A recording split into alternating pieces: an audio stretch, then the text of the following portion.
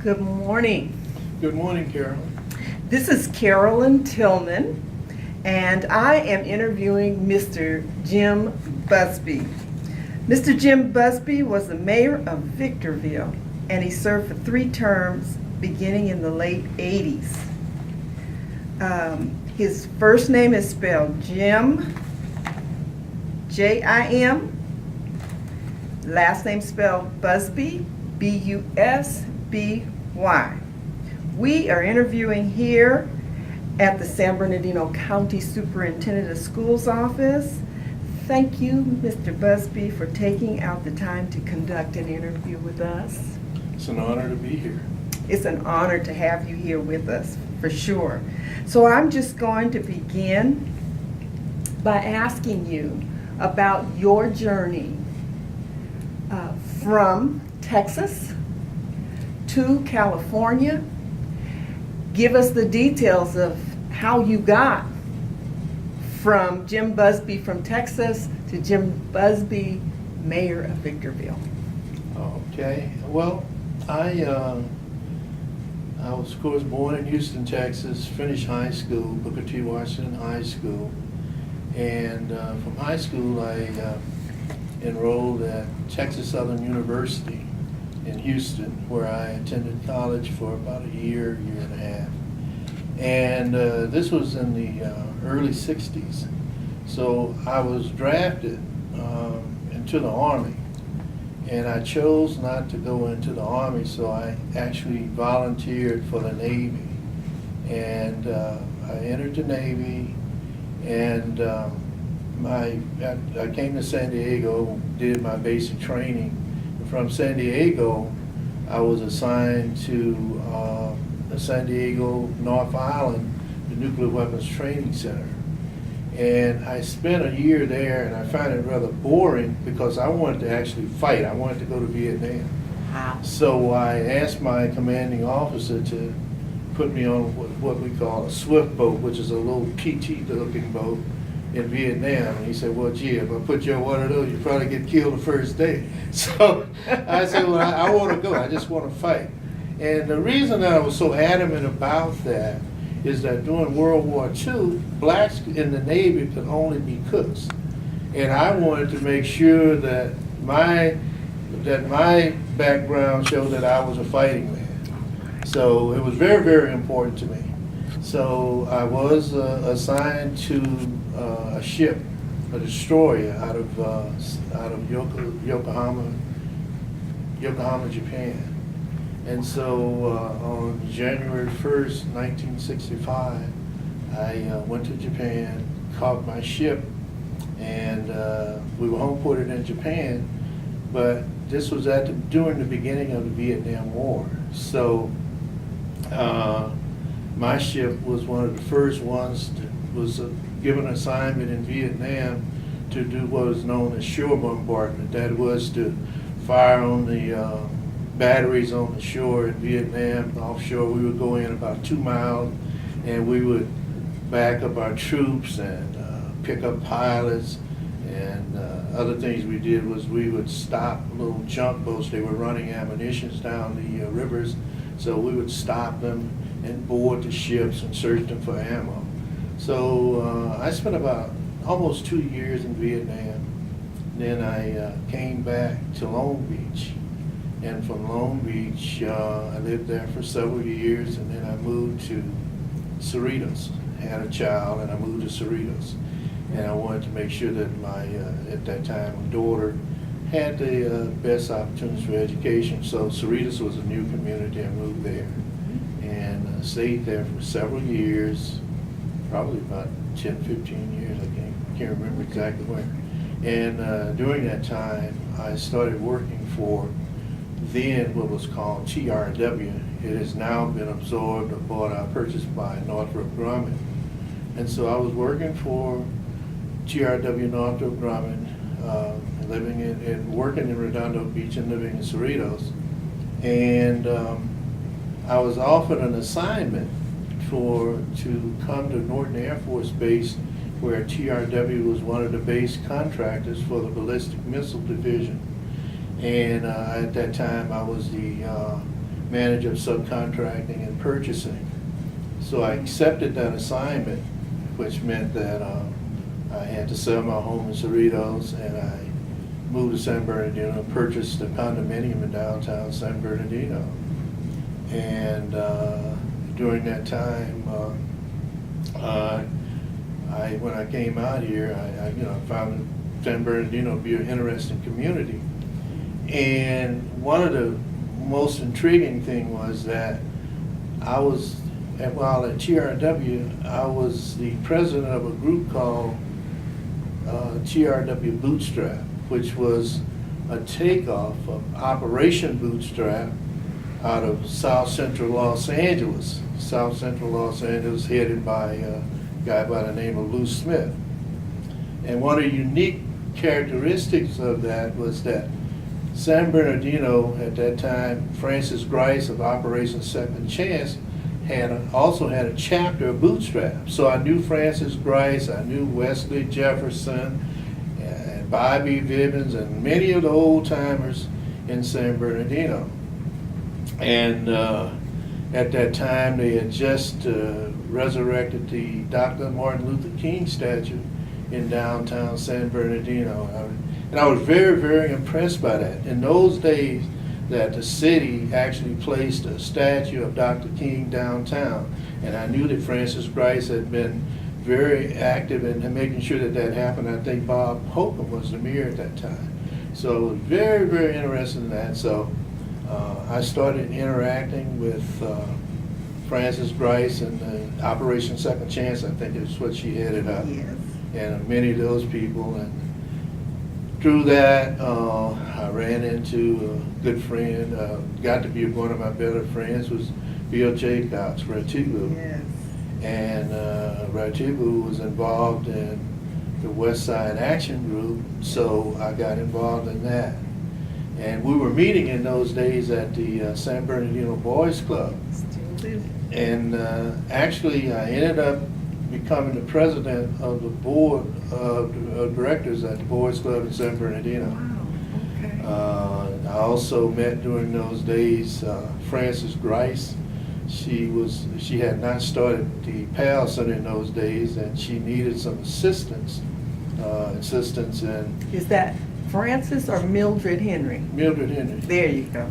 Okay. I'm sorry, Mildred Henry, Dr. Henry. Yes. Dr. Henry at the PAL Center. And she needed some things like typewriters. In those days, we didn't have computers. That everyone was not computerized. So she needed some things, typewriters and things of that nature. And as manager of procurement and all of that at TRW, one of the things I was also in charge of was surplus. And so we were in the process of switching from one type of IBM typewriter to another.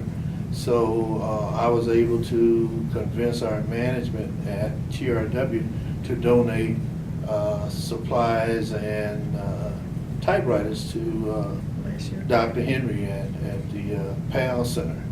So I got to be very good friends with her. In other words, I was just really, really got to know the community. I was always interested in politics and just an active community person, and with emphasis on making sure that our black young people had an opportunity to grow. Yes. So that's San Bernardino, but you ended up in the high desert. Oh, okay. Well, I decided to move from San Bernardino to Victorville, primarily because the smog had started coming in and I wanted to go up a little higher. It's a little higher elevation, and also I was in the process of getting married. Okay. And so my wife at that time was living in Los Angeles, so we moved to Victorville. And I didn't know anything about Victorville. Actually, I was on my way to Las Vegas, and I saw a sign giving homes at a very reasonable price that I could afford that were near the golf course. So just stopped off and bought a home. I didn't know anything about the school system or anything. It was really a blessing, because when my wife and I got married, she had a son at those days who had cerebral palsy.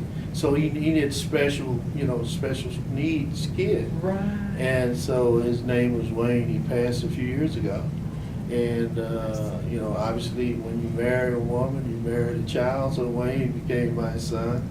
Loved him to death.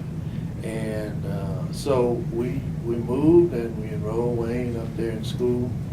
And I was commuting. My wife, by the way, was working at TRW. That's where we met in Los Angeles. Okay. So she had prior experience as a GS-12 with the Army. So when I moved to San Bernardino, we got married.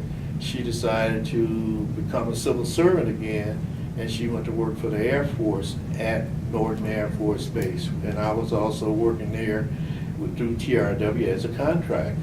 So we both were commuting from Victorville to San Bernardino, leaving our kid at a special needs up in Victorville. So we did that for many, many years. And but one of the things that got me interested in politics was that I noticed that there were no blacks on any of the councils in the high desert.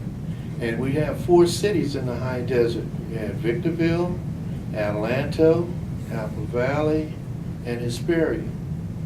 And I just found it appalling that there were no blacks involved in the government. And I knew that San Bernardino was very progressive because they had a Dr. King statue. We not only didn't have a statue, we didn't have any real black people in office. And so I knew that I could offer something to the community and not really emphasizing black. Black was not my emphasis. My emphasis was that I brought a lot of skills as a manager from TRW and a guy that who was systems trained, who knew how to put things together and make things work. So I thought that if I could get elected and eventually become mayor, then I would be able to integrate and put together a hybrid of the best of business with the best of government. So I really, really thought that I could make a difference.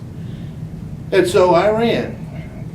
I decided to run for the city council. And the city council, you run for the city council, and then from the city council, they elect a mayor. It's normally the top vote getter in the city of Victorville. Right.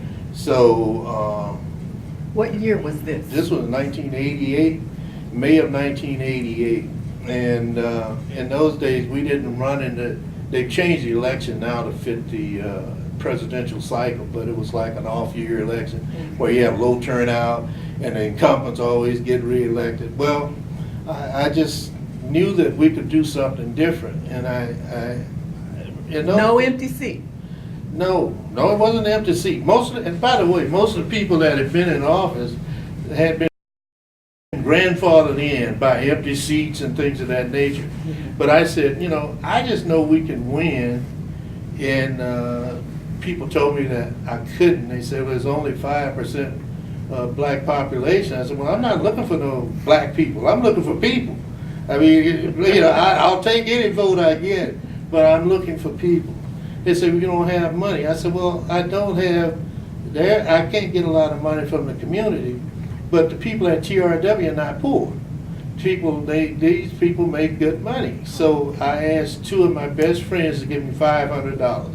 And they did. They said, you gonna run? I said, yeah, and I think I can win. So they wrote me checks immediately. And they said, we think you can too. And so then I had to come up with, what are the real issues? Well, as I saw them, the issues were that people were not really being represented throughout the government. What I mean by that, one of the biggest groups, the golfers, they wanted to put their golf carts on the Victorville golf course, and the city wouldn't let them. And I told the golfers, I said, hey, if I'm elected and eventually I'll become mayor, I will bring your golf course on, privately owned golf course carts. And the reason that was so important is the people moved there and they bought their privately owned golf course carts to put on the course, and they actually just drive from their house to the court. Mm-hmm. So it was very, very important. So I got a large group of golfers behind me, a large group, and it had nothing to do again with race. And then also, in those days, we had built a mall, and one of the main arteries there was Bear Valley Road.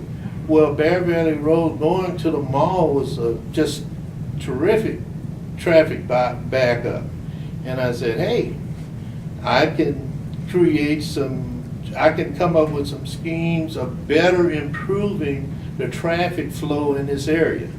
And so one of the things I did was, concentrate on that. Another thing was police response, making sure that I think in those days we had a 5 or 6 minute response time. I said we should be no less than 4 or 5. And not to say that they weren't doing a good job, I'm just saying that I thought we could improve it.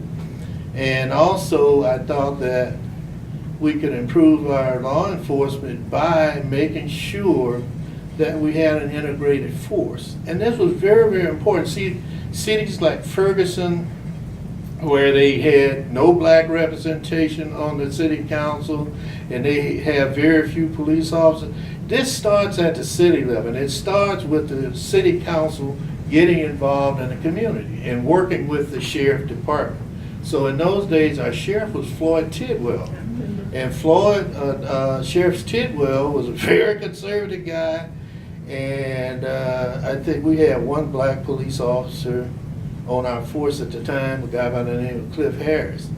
And I said, hey, Sheriff Tidwell, we need to have more officers on the force because it'll actually bring about better community relations and things of that nature. And he balked at it. And I said, no, Sheriff, we just got to work at this thing, because if we can't improve it, I don't see why the city shouldn't, instead of contracting with the sheriff department, why we don't start our own police department. Sheriff Tidwell heard me and he said, maybe we can look into that. And he looked into it, and to be honest, he worked with me, and he then brought in a guy by the name of Lieutenant Burris, who worked in the local sheriff's. He was actually in charge. He was working at the jail, and he was a sergeant. So Sheriff Tidwell promoted him to a lieutenant, and he came to Victorville as our second in charge. And then they began to do some things. Again, they were doing okay, but I just thought we could do a better job. So that worked, and things of that nature, improving the traffic, the bus system. And I got elected. I got elected to the city council, and I came in second. It was just unheard of. It was shocked. It shocked everybody but me. And because I knew that we could do it. And again, I didn't just run. I'm a person that believes in faith in God, and I didn't just run out of clearness. And I knew I wasn't by myself. And not to get too religious on you, but God put me there. God put me there, and I knew I could win. It didn't surprise me at all. It didn't surprise my wife. And so we came in second. Everybody was all shook up and didn't know what they were going to do. Here they are. They got this black guy coming in. Didn't know anything about me.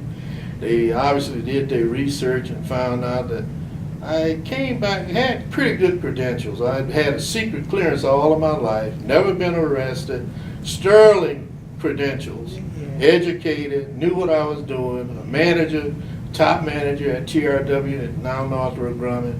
And so eventually, after I got into office, things settled down and we all started working together. Awesome. How about the community and the African American community in Victorville? Did that coalesce the community, knowing now that they had an African American on the city council? Did more faces start to come together, or how did that impact? Well, Victorville is a little different than San Bernardino in that we don't have a muscular area, but Victorville is fairly well integrated, with the exception of where back in the day when blacks had to live across the tracks, what they call across the track, blacks and Hispanics lived across the track. And so there are a couple of housing areas out there that were predominantly black. But basically, because of all the new development, blacks were moving in from all over. And the blacks were coming in from Los Angeles because the housings were not as expensive. They could sell their home in Los Angeles for $500,000 in those days and move to Victorville and buy a home for $100,000, and they had a $400,000 capital gain. Yeah. And these were not poor people. Right. So we didn't have a real poor black area, but we did have areas out there that had been there for a long time with blacks in them. And yes, those blacks were very, very supportive of me. And you know, many of the blacks I had met through church, and I walked the precincts. I walked the whole city, and I shook hands with them, and people got to know me, and they started trusting. Then I brought my mom out. My mother, LaDonia Busby, she passed about 5 years ago, but Mom had always been active in politics. Okay. And so, as a matter of fact, From Texas? from Texas. She lived in Texas. As a matter of fact, when I was probably about 3, 4, maybe no older than 5, my mom took me, and this is a very important part of my life. I think it was the beginning of building the character James Busby. She took me with her to vote, and she had to pay a poll tax. In those days, she had to pay 75 cents to vote. Most of the people don't know about the POLL tax. Mm-hmm. And Mom made like $5 a day, so that was like, you know, almost 1/5 of her earnings for a day. But she took me with her to vote, and at the time, remember, let's just say I was 5. She asked the the official if I could come inside of the booth with her so that she could show me what it was like, what the process was. She said, no, we don't let that little nigger in here. Mm-hmm. Say he may vote one day. And lo and behold, that said it for me. I never forgot it.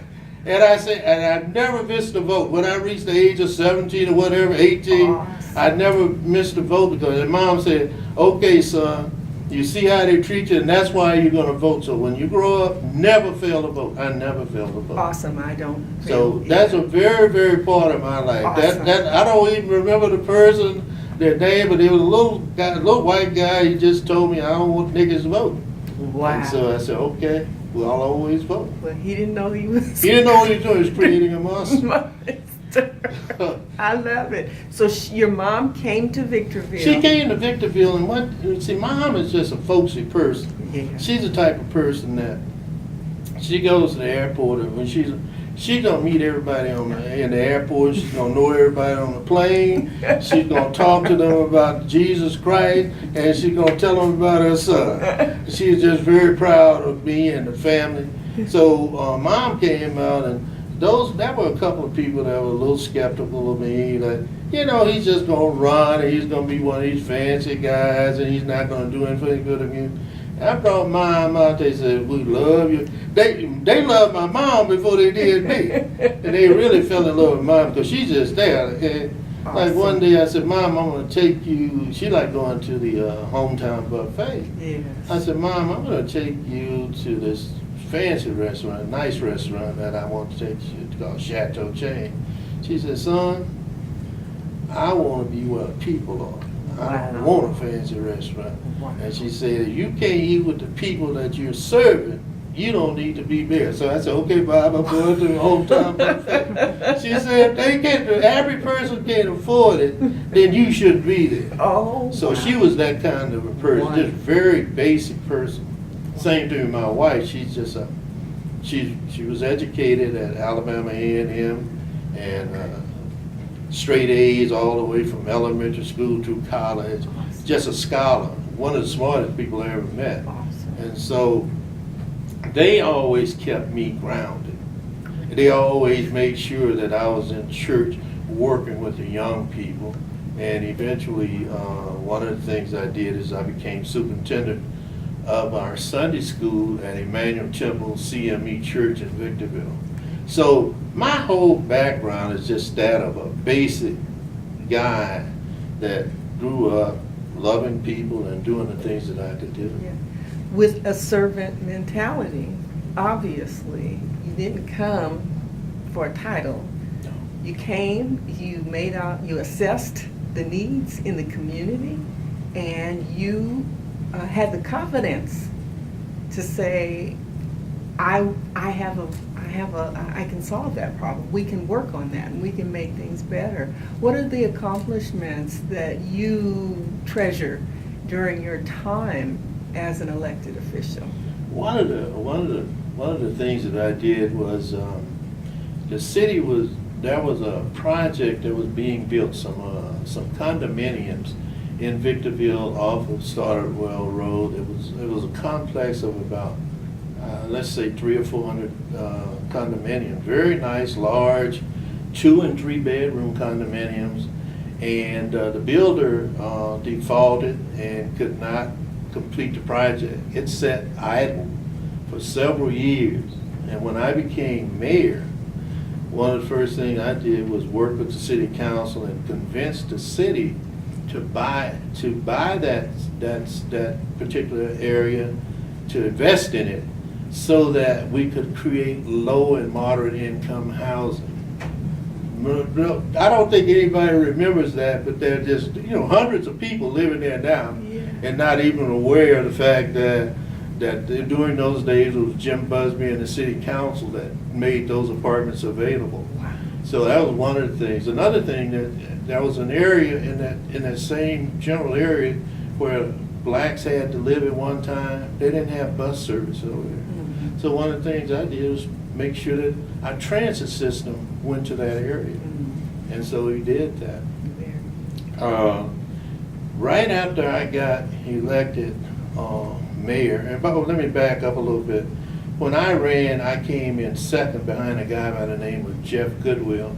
Jeff Goodwill and I were opponents. We didn't know one another, but once we both got elected, we realized that we had like values. Now, he was someone that the establishment had championed. He was their guy, and he was going to be the guy that be the mayor forever. Well, Jeff and I got to be very good friends. Wow. So we started working together, and he knew where all the bones were buried. He knew the weak areas, the low areas, and so we made we made an agreement to work and to promote one another, and we did. Unfortunately, as a matter of fact, Jeff and I and our wives would go to events together, but unfortunately, probably about 6 or 7 months after Jeff had, less than a year after we got elected, he and his wife were killed in an automobile accident. So then I became the mayor. I was the vice mayor. Wow. So, and by the way, there were people when I became vice mayor, second vote getter, they didn't want me to become the vice mayor. And these are not the people, by the way, not the people in the community. These are political figures. Wow. The people that, when we talk about race, the problem is not with the people in general. It's the political parties that have something to gain. Wow. And so eventually the council voted me in as mayor. I even spoke at the late Jeff Goodwill's funeral. And as mayor, then I started leading the agenda. And one of the things I wanted to do was work on race relationship. And people got along, and things were moving in a positive way, but they weren't people didn't seem to talk in terms of race the way that I felt we should be working together. Right. In other words, you got a white Masonic lodge up there, you got a black Masonic lodge. It's still that way, but I'm saying that should be sometimes when people get together. And so my wife and I actually came up with the concept. Where does, in terms of working together, where do most people go on Sunday? And we said everybody goes to church. Especially in Victorville, 80–90% of the people up there go to church. Some go to white, some go to Hispanic, some go to black. I said, well, what if we all got together as one? So we called it a oneness celebration. And the one thing And one thing that we have as Christians is that we all believe that Jesus Christ is our Lord and Savior. Yes. We all believe, regardless of race, regardless of faith, as Christians, that's the one thing we believe in. So I said, well, as mayor, I have access, and most of the churches asked me to speak, and I also speak at all the churches, regardless of faith. I would always speak. So I used my, as position as mayor to talk to some of the ministers, and so I got together with some of the larger churches up there, Pastor Tommy Anderson of the Church of God in Christ, and some of the churches in Apple Valley. And we formed this committee to hold a oneness celebration in the high desert. And we had it at Church of the Valley. And also, during that time, I said, who can we get to help us to attract people? So I talked to Dale Evans and Roy Rogers. So Roy and Dale agreed to join us. They are big Christians, especially Dale in those days.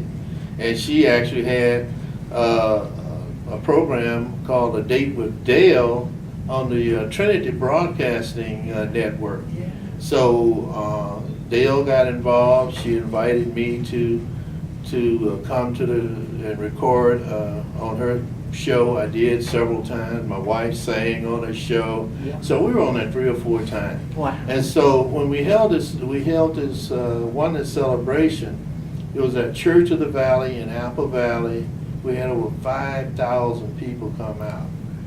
And that was God. See, that was God. I'm just saying, it was all races, all religions of the Christian faith.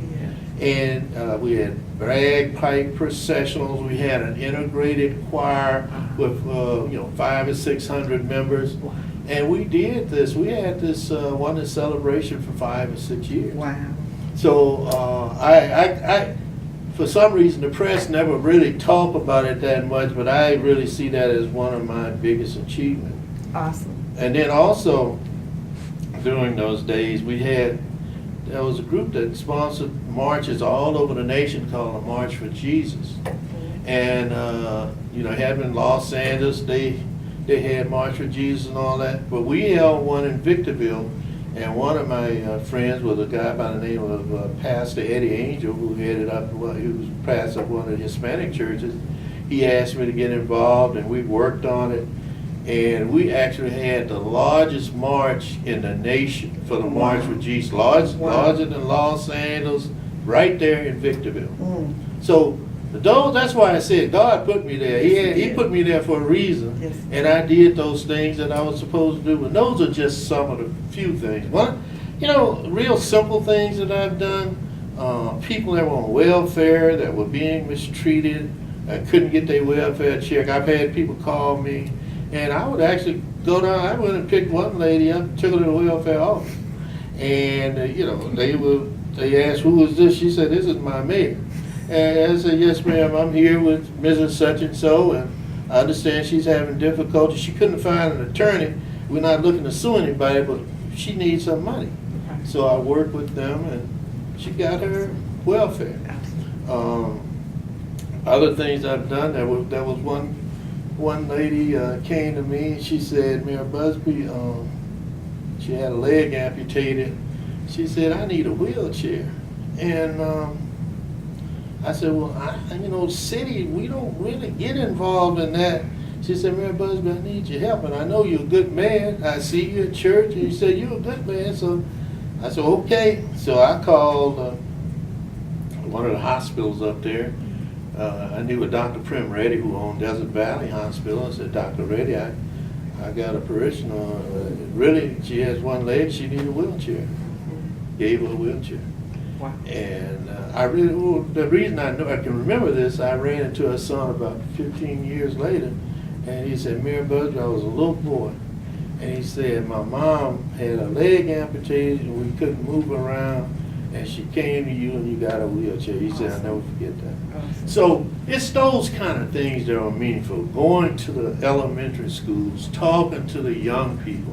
I would go out. I had a young girl call me. She must have been in about the 7th grade, and she said, "Mayor Busby, a little Hispanic girl. She said, I would like to invite you to school to speak. I said, well, okay, but make sure you're clear. She gave me a date and time, and I showed up, and the teacher said, Mayor Busby, why are you? I said, well, such and so told me to come, and I'm here to speak. And she said, oh, she said that you were coming, but I didn't believe her. Well, I don't know why she invited me. So I work with the people. That's all. That's all. As a matter of fact, as my wife said, you are the people's mayor. Awesome. So that's really where I am. Awesome.